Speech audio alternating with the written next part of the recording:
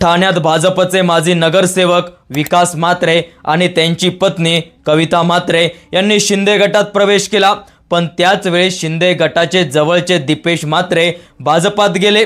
अजित पवार गटातील सुजित झावरे यांनी शिंदे गटात प्रवेश केला। म्हणून महाराष्ट्रामध्ये कोण कोणाकडे जाते असा प्रश्नच पडत आहे।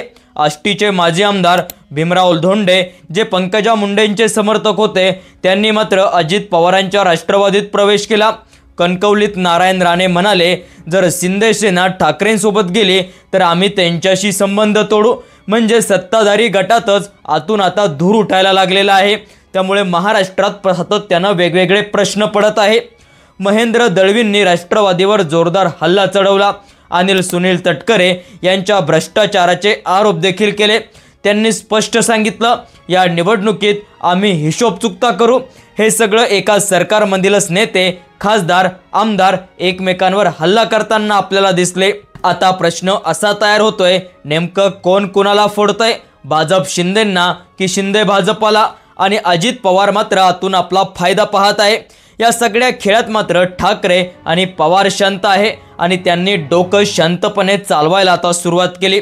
2019 साली अशीच फोडाफोडी झाली होती, पण त्याच वेळी शरद पवारांनी पावसातली सभा ही मात्र त्यांचा टर्निंग पॉइंट ठरली।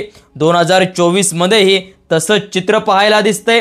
फोडाफोड सत्ताधाऱ्यांमध्ये सुरू झालेली आहे। म्हणजेच नाव तर महायुतीचं आहे, पण आतून मात्र नाव बुडू लागलेली आहे। अनेक ठिकाणी भाजप शिंदे यांच्यातली युती एकमेकांत पायान पाय घालत आहे। काही ठिकाणी अजित पवारांना बाजूला ठेवतात, तर काही ठिकाणी शिंदे गटाला। आणि या गोंधळात मात्र ठाकरे आणि शरद पवार शांतपणे पाहत आहे आणि खेळ करायला सुरुवात केली आहे।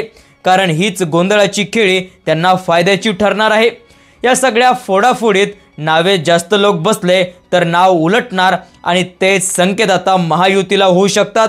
लोकांचा रोष आणि नाराजी जर वाढली तर नगर परिषदा या सगळ्या निवडणुकांमध्ये मोठे बदल महाराष्ट्रात दिसू शकतात। म्हणून सध्या खेळ चाललाय प्याद्यांचा, पण शहाणं डोकं आतून शांत आहे। ठाकरे आणि पवार दोघंही वाट पाहत आहे अजून किती प्यादे घर सोडतात आणि मग योग्य वेळ आली की ते 100% चेकमेट देतील। या सगळ्या राजकीय परिस्थितीमध्ये मित्रांनो, महाराष्ट्राचं राजकारण हे अतिशय खालच्या पातळीमध्ये चाललेलं आहे। या सगळ्या घडणाऱ्या परिस्थितीमध्ये तुम्हाला काय वाटतंय कमेंटमध्ये नक्की लिहा। अशाच राजकीय माहितीपूर्ण विश्लेषणांसाठी आपल्या चॅनलला सबस्क्राईब करा। धन्यवाद। जय महाराष्ट्र।